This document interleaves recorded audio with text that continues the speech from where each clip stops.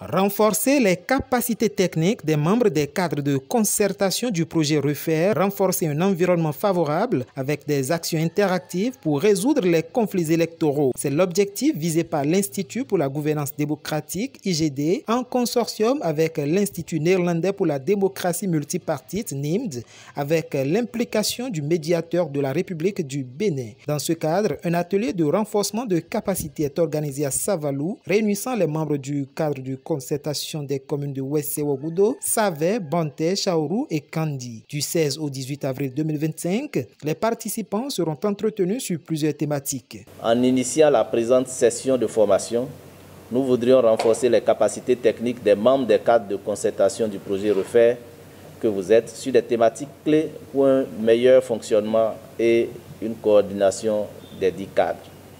De manière spécifique, nous nous emploierons à nous familiariser avec des notions telles que le dialogue politique, précisément dans un cadre multi-acteurs qui est le cadre de mise en œuvre du projet Refaire, la médiation communautaire, la conduite et la gestion d'un cadre multi-acteurs à travers des outils de communication et un leadership affirmé, la gestion de la désinformation en période préélectorale, électorale et post-électorale.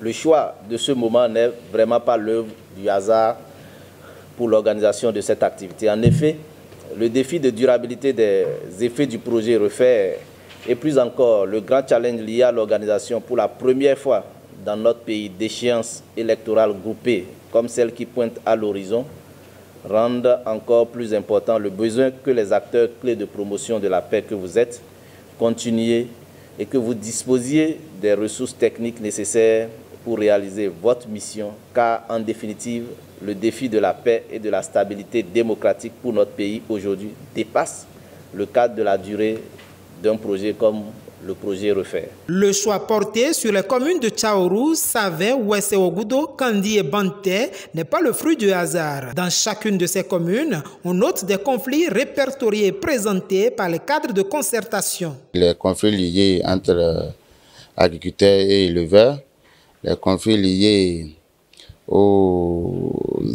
les conflits domaniaux qui sont courants au sein de la commune de Kandi.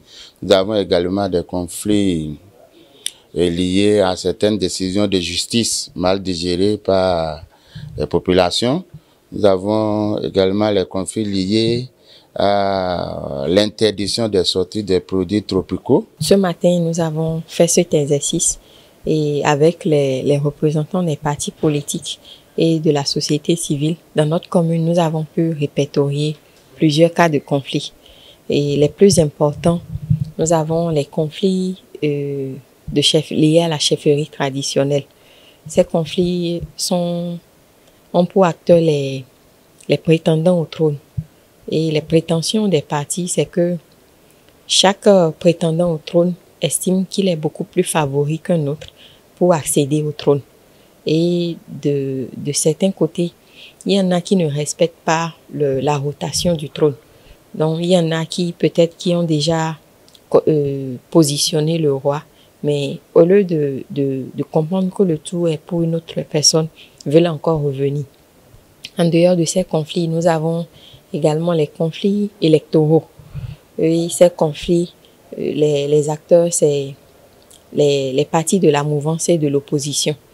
Et les prétentions, c'est lié majoritairement au code électoral. Parce qu'il y a beaucoup de dispositions du code électoral qui ne font pas l'unanimité.